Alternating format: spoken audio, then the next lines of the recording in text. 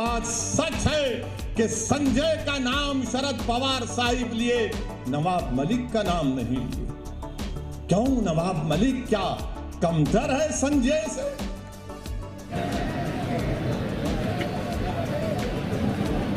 यकीनन ये फहरिस्त बहुत तवील है। आप लोग जिस इंतजार में बैठे, यकीनन आप उन तमाम लोगों को सुनेंगे, मगर ये जो बहुत शुक्रिया।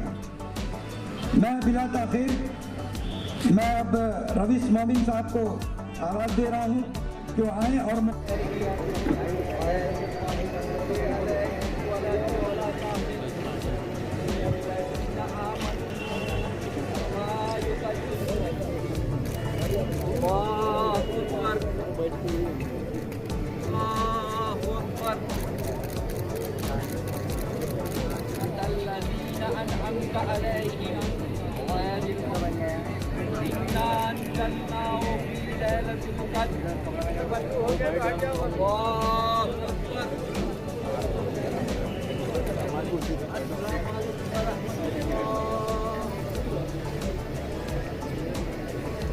और बीजेपी से अपील कर रहे हैं कि ये आप नेशनलिज्म का, भारत से मोहब्बत का दर्स हमको मत दो। आप हम वो लोग हैं जो हमारे बुजुर्ग जेल में थे,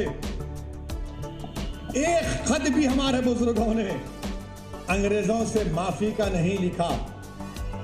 क्या अल्लामा फजल खैराबादी ने काला पानी की सजा में तो अंग्रेजों को खत लिखा?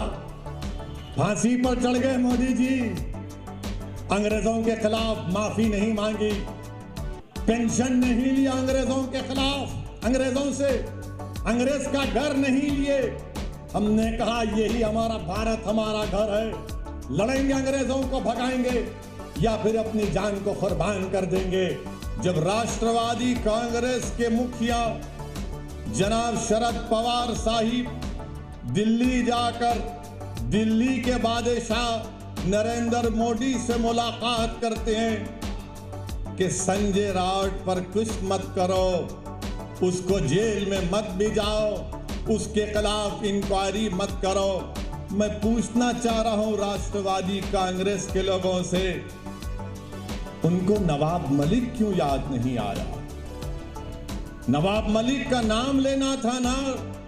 जब देश के प्रधानमंत्री से मिल रहे तो आप ही के पार्टी का नवाब मलिक है, उसके बारे में भी बोल देते कि नवाब मलिक को भेजा, जेल में डाला गया, मगर नवाब मलिक का नाम नहीं आया।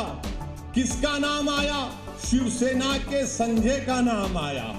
तो क्या संजय मलिक से ज्यादा अजीज हो गया राष्ट्रवादी कांग्रेस को? में भिवंडी के मैंने आपसे अपील की थी कि यहां से खालिद गुड्डू को कामयाब करिए।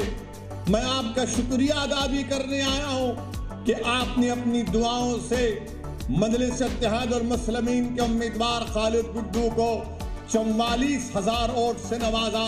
मैं आपको दिल की गहराइयों से सलाम करता हूं, मगर उस वक्त आपको याद होगा यही राष्ट्रवादी के लोग, कांग्रेस के लोग कह रहे थे ओवैसी को वोट मत दो, भाजपा और शिवसेना को रोकना है। और जब चुनाव हो गए तो राष्ट्रवादी और कांग्रेस ने शिवसेना से मिलकर निकाह किया।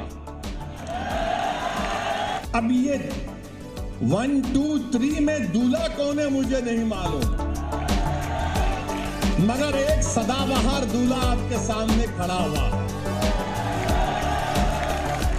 जब सत्ता को मिलना था, सीएम की कुर्सी थी, मंत्री की पोस्ट थी, दौलत थी, इख्तिदार था, तो बोले मुसलमान का छोड़ो, कहां जाएगा, उसको हम तो हमेशा से धोखा देते आए हैं। हमने भिवंडी में फसाद करवाया, भिवंडी में मरवाया, इंक्वायरी कमीशन की रिपोर्ट भी आई, मुसलमान भूल जाता है। जज्बात मिलाओ मुसलमान को, भाजपा का, शिवसेना का, सेकुलरिज्म का, इसको पार्ट इसके सामने पड़ो, मुसलमान सन्नाटे में आ जाता। खास तौर से कहना चाहूंगा कि जिस तरह से दिल्ली की हुकूमत शिवसेना के एमएलए के ऊपर ईडी का रेड कर रही है और जिस तरीके से शिवसेना और खास तौर से महाराष्ट्र के मुख्यमंत्री बड़े बेचैन नजर आ रहे हैं कि कहीं मेरे किसी प्यारे को जेल में ना डाल दिया जाए, तो मैं महाराष्ट्र के मुख्यमंत्री से कह रहा हूं कि अगर आपको अपने पार्टी के लोगों की फिक्र है कि कहीं मोदी की हुकूमत उनको जेल में डाल दे, तो फिर आपको ये सोचना पड़ेगा कि आपने कैसे अपनी हुकूमत में खालिद गुड्डू को जेल में डाला। याद रखिए, अगर खालिद गुड्डू जेल को जा रहा है हुकूमत के जबर और जुल्म का शिकार होकर, तो कहीं दिल्ली की हुकूमत भी अपनी ताकत का बेजा इस्तेमाल ना करे और आपके ही करीबी लोगों को जेल में ना डाल दे। अगर आज आप फिक्रमंद हैं, तकलीफ में हैं, तो मैं महाराष्ट्र के मुख्यमंत्री से पूछना चाह रहा हूं, खालिद गुड्डू के घर वालों पर क्या गुजर रही होगी।